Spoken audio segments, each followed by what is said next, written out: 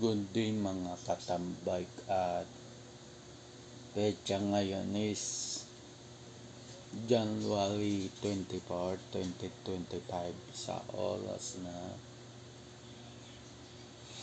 magna 9 o'clock, pero 8:45 pa lang ngayon. So yun, kaya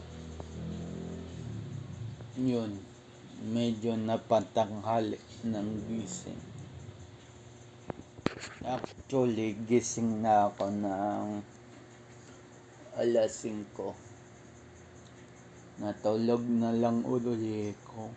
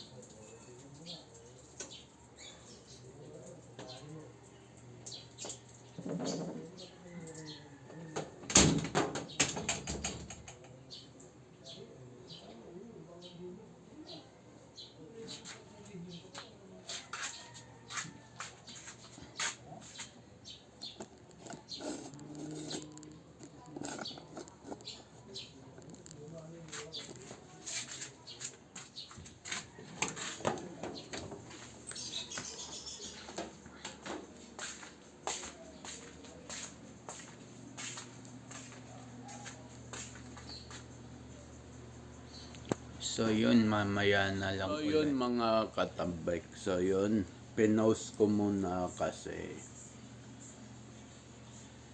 may hindi dapat kunan ng camera. So yun,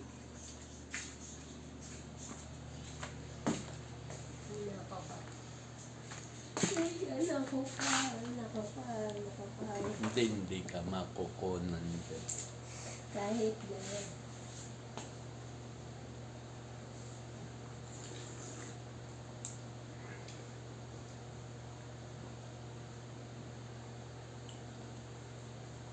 So yun, mamaya na lang uli. So yun, ang almusal ko pala is itlog.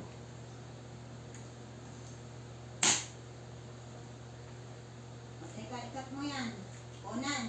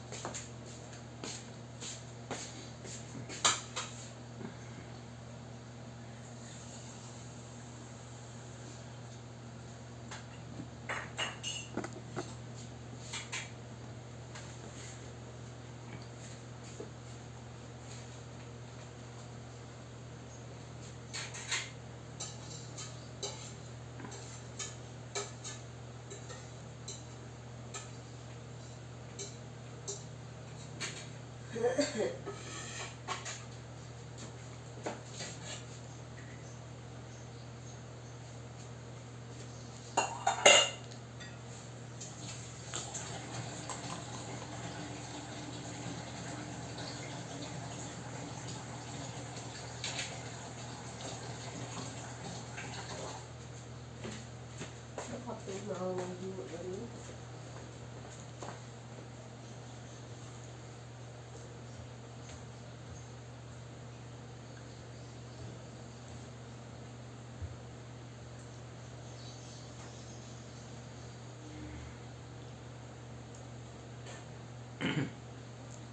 So yun mga kantambay at yun. Ang masal ko lang is 3 itlog. Tapos etong tsaa. So yun.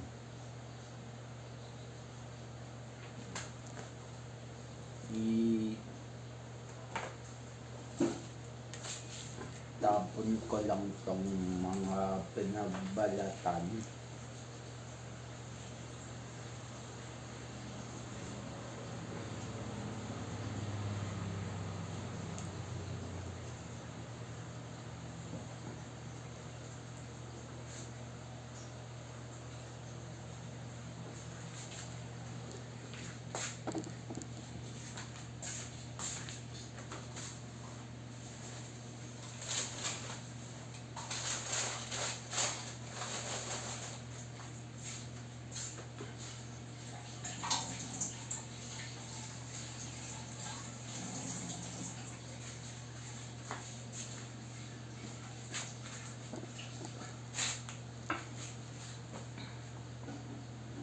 So yun, baka mamaya ako na iangat sa yung tapal ng bike, ng e-bike.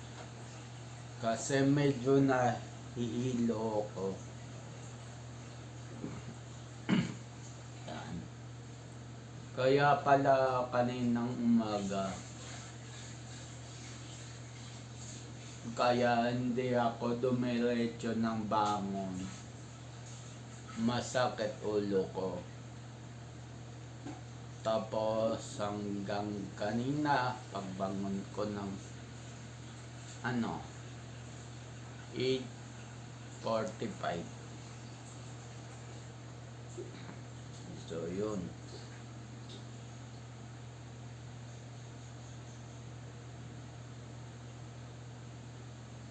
Kaya din ako umiiling kasi nararamdaman ko parang parang naiiwan ba yung utak ko.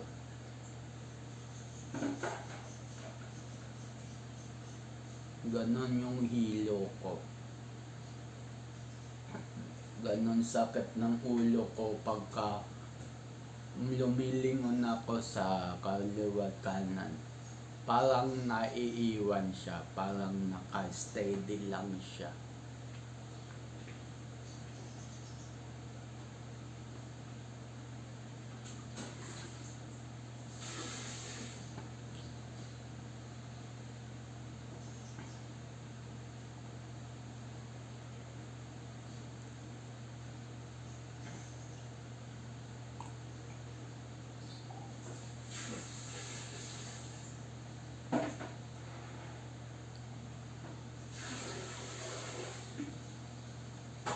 So yun, may ikukwento pala ako pero sa next vlog ko na lang ikukwento yun.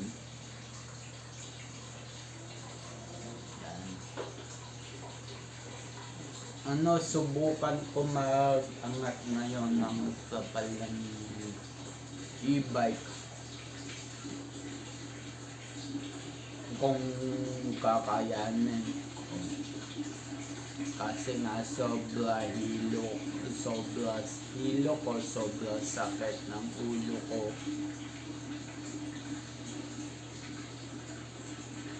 Ewan ko ba kung bakit.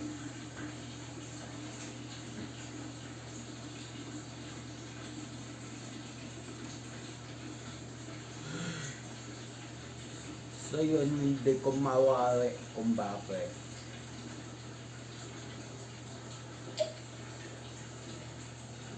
Yun, boss na yung tsaa ko.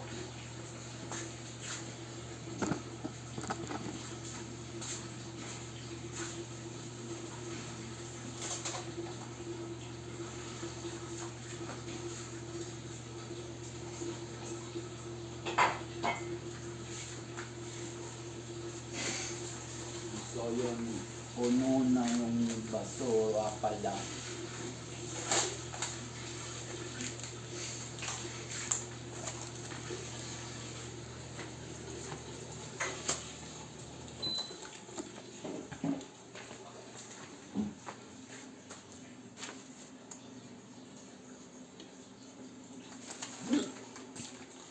Grabe. Ngayon ko lang naramdaman tong ganito kasakit ang ulo ko.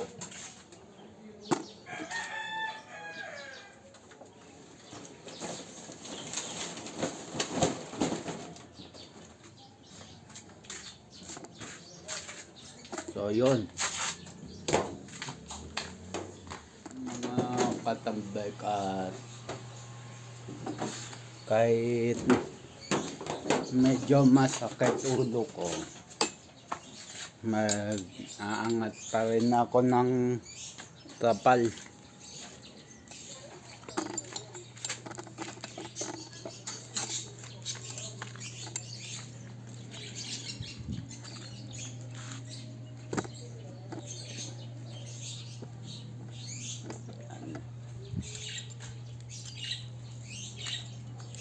Kanina, sakit ulo ko. Ngayon, medyo okay na.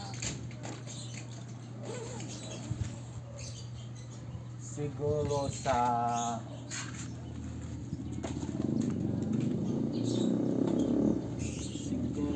nangyari sa akin kagabi na hindi ko na na-vlog.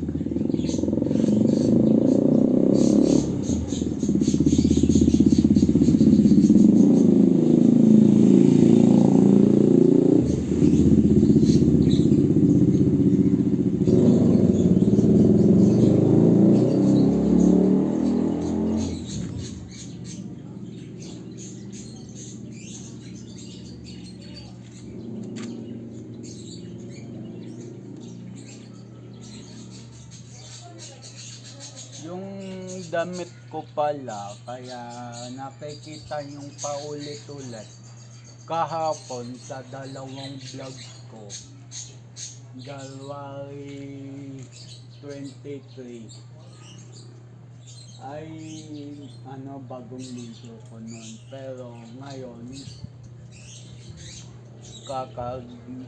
ko lang kasi, gising ko lang, patapos na ito maliligo na rin ako.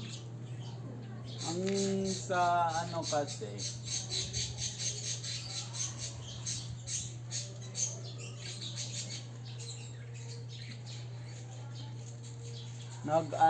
ko ng ligo, halimbawa pagkatapos ko mag-vlog ng umaga, doon na ako naliligo.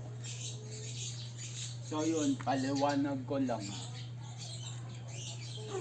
Baka kasi may mga may nagtataka na paulit-ulit ako.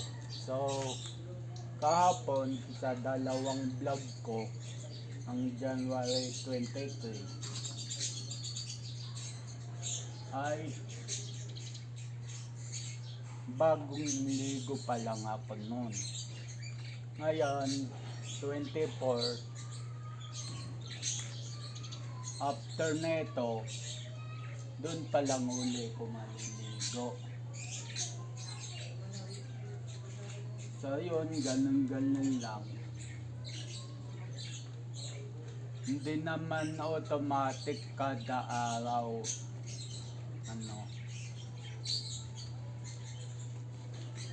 ligo ka agad.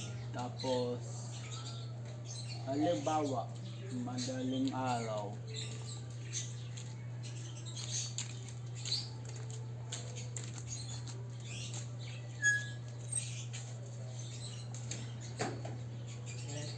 kung maaari nga, ayoko maligo ng madaling araw kasi napakalamig dito pagka madaling araw.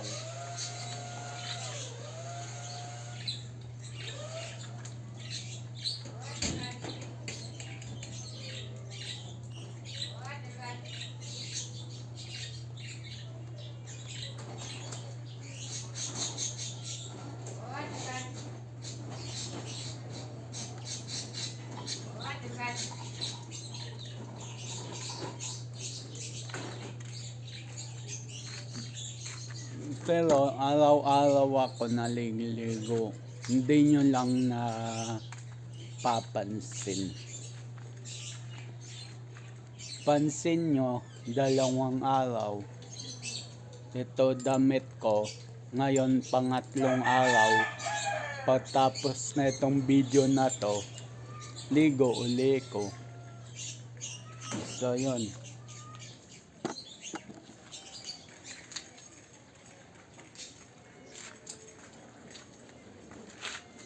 Yoy.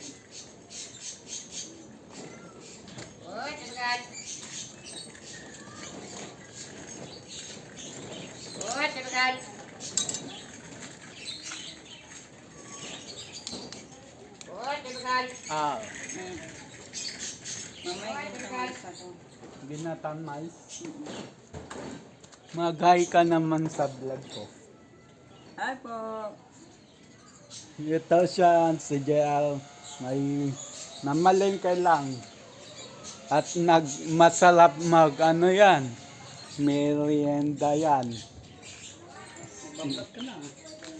Sulit yan. Thank you. Okay.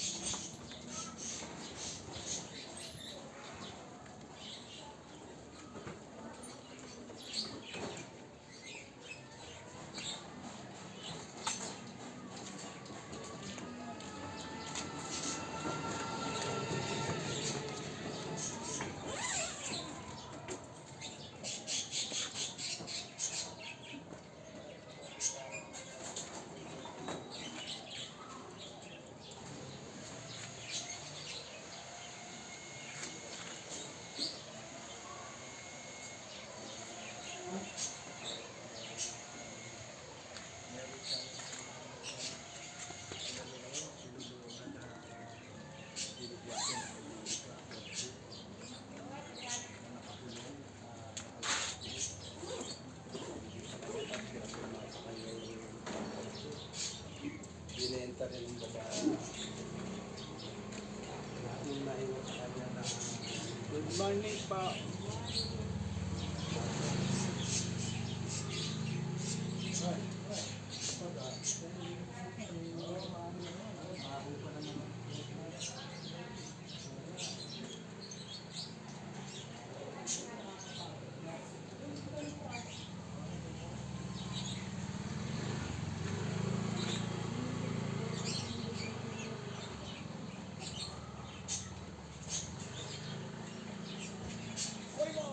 Grabe.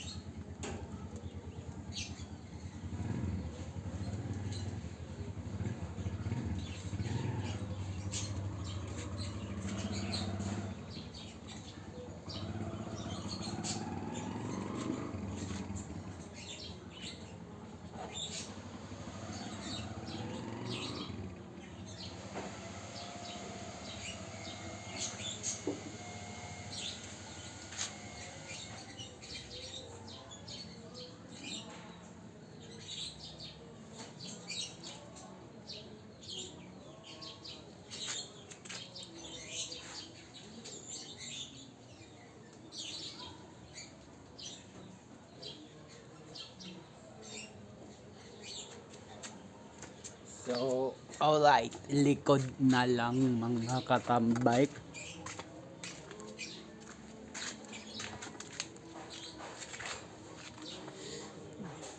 Against the light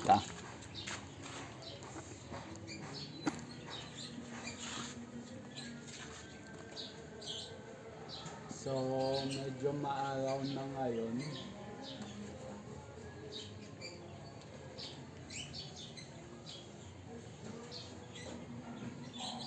Kaya din ako nagbababad sa araw na ito, umaga ngayon.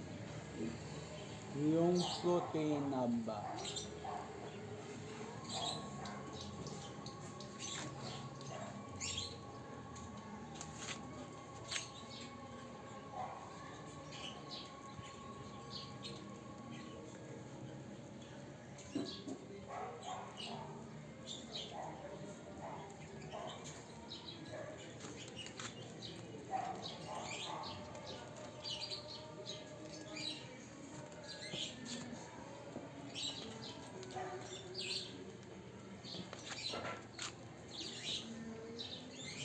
So, kapon, hindi na lang naisama sa, hindi ko binidyohan kasi.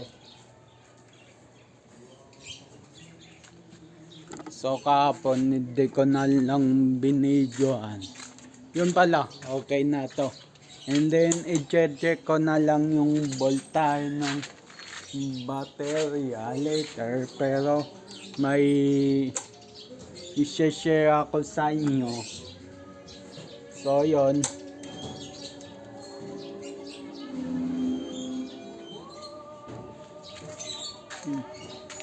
So, yun. 9:29 na pala ng umaga. Hindi ko na maiwasan to. I-share ko na talaga to sa inyo. So, ayun. Tita. Hi, good morning. Good morning. Good morning. Yes, so yun nga mga katambay. I-share ko lang yung sa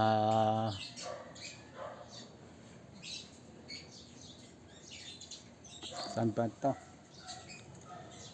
So yun, i-share ko lang about sa hindi namin pagkakaunawaan yung namin magkakapatid.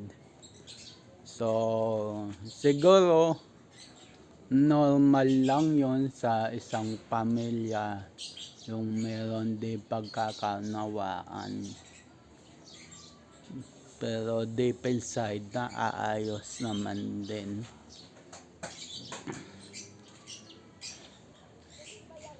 And then, so yun.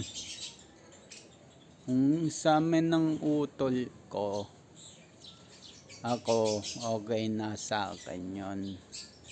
So yun, kwento ko lang. May hindi pag normal lalo na sa magkakapatid, especially sa amin mag-utol. So yun. So sa akin, okay na yun. Kahit hindi na siya mag-sorry, okay na yun sa akin. Forgive ko na siya, intindi ko na siya. So ako, nagmamatigas pa rin. So hindi niya ako kinikibo, hindi niya ako na-approach.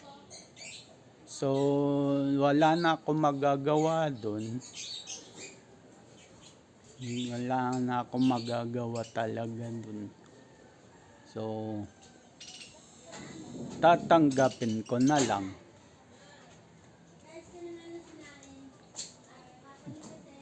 Tanggapin ko na lang sa sarili ko na ganun talaga ang buhay. So yun. At sa mga ito, hindi ko rin maiwasan to. Nireplyan ko na siya dito, pero sa pamamagitan ng vlog na to ay sasagutin ko yan. Pero na-replyan ko na siya personally. Bakit daw ba ako panay church, laman ng church, pero ang pamilya ko daw ay hindi? So sinagot ko na siya dun. Ang paliwanag ko dyan is yung magulang, yung nanay, especially nanay ko, tsaka dalawang kapatid ko, actually, iba relihiyon nila kaysa sa akin. So,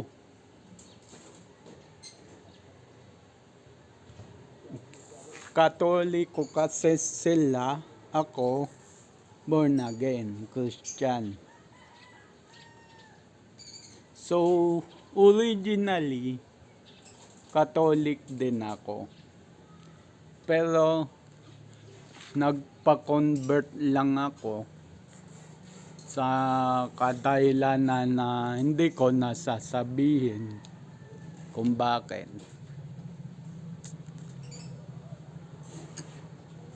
Pero, yun lang ang masasabi ko. Sa vlog, hindi man nakikita nag-church. Pero sa likod ng camera, hindi ko na nakukunan ng vlog. Kasi iba nga ruta nila, iba yung ruta ko. So nag-church din sila. Medyo abala lang kasi sa mga trabaho nila. Kaya hindi sila nakakapag-church minsan. Pero pag may time naman sila, nag-church naman sila. Minsan nga, nakakasabayan ko mag-ayos ng damit eh. Minsan nga sabay kaming maalis at ibinababa ko na lang sa kanto ng simbahan nila eh. Tapos ako, diretso na ako doon sa church ko. So, ganun lang ang senaryo. So yun, wag bigyan ng kahulugan yun na porket ako nag-church at yung mga kasama ko sa bahay ay hindi. So yun ang sagot ko. At na-replyan ko na siya dun. So nag-reply naman siya sa akin. Nag-sorry naman siya sa akin. Sabi ko, okay lang yun. Naintindihan ko. Ang ibig niyang sabihin siguro, bakit hindi daw magkakasama magkakapamilya? So yun, hindi ko pa siya nasagot doon. Pero mamaya replyan ko. Ito ang sabihin ko. Hindi man kami na magkakasama ng pamilya sa church. Pero marami kaming bagay na magkakasama kami. Tulad ng pagkain, tulad ng bonding, yan. Tulad ng pasyal. Hindi lang naman sa church.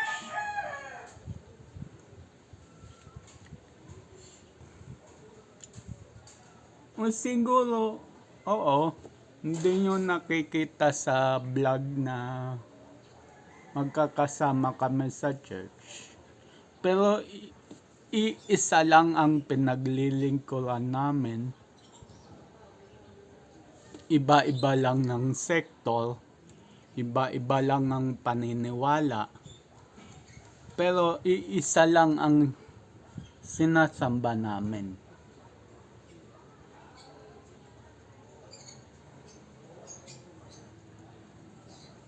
So, yun. Sana sa mga magtatanong ng ganyan is tigilan nyo na. Hindi rin kasi maganda sa isang commenter or sa isang content creator na kagaya ko na nababasa yun. Para sa akin hindi negative yun. Actually pa nga, challenge yun eh.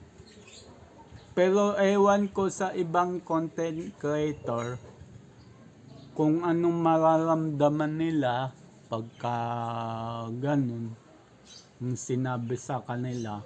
Pero sa akin, hindi negative yun. Challenge yun. So yun.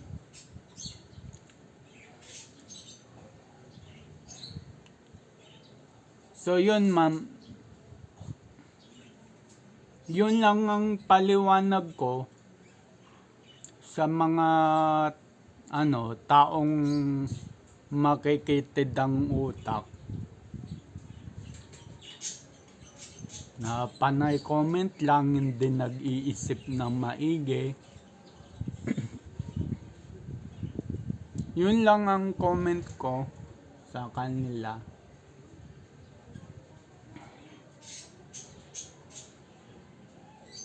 So yun, hindi ko maiwasan na hindi sagutin dito sa vlog.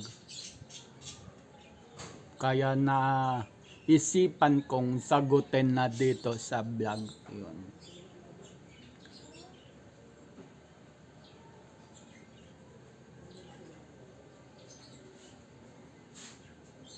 So, ganun lang.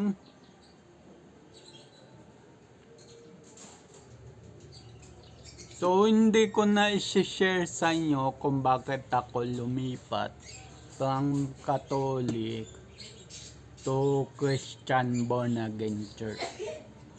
So, hindi ko na sasagutin sa inyo yan kasi masyado ng privado yan. At sana, wag kayong mag-comment na bakit ganyan, ganto. Respetuhan na lang po sa isa't isa.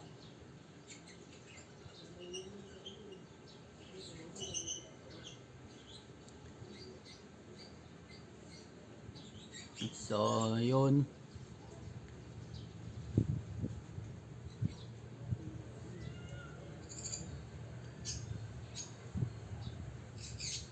At all goods na yun sa akin.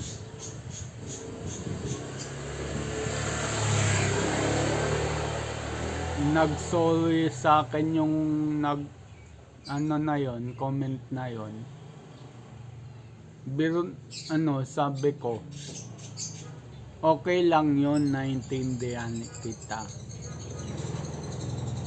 Sabi ko, inamin ko sa kanya at aaminin ko rin sa inyo nung wala pa ako sa YouTube, nung hindi pa akong content creator, nung commentor pa lang ako ng vlogger. Ganyan din ako mag-isip.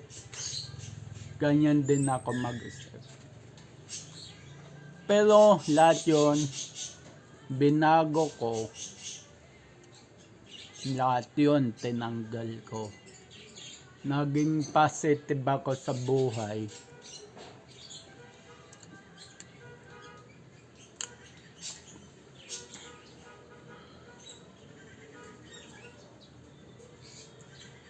So yun yung mga dating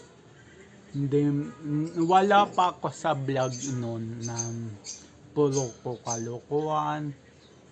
Lahat yun inalis ko nung simulang nag-born again Christian ako. Lahat yun tinanggal ko, binago ko sa sarili ko. Ewan ko kung bakit may mga taong ganon sa kabilang ng lahat ng pagbabago mo ay nag-stick pa rin sila sa dating gawin mo, sa dating ugali mo. Hindi ko naman sila masisisi kung bakit ganun. Siguro para sa kanila mahirap i-let go yung ganun ugali mo sa mga nakapaligid sa'yo. Mahirap sa kanila i-let go yung dati mong ugali.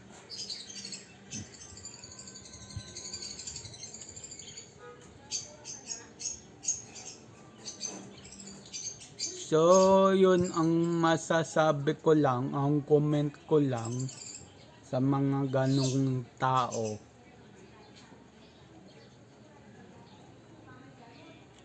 So, yun, nandito na ako kay Bik Bik at check ko yung yung voltahe ng battery. Bago yun, dito na ako magpapaalam. Hanggang sa next vlog na lang uli. Yun, tuloy. Bago ko tignan voltahe ng baterya, dito na ako muna magpapaalam. Hanggang sa next vlog na lang uli.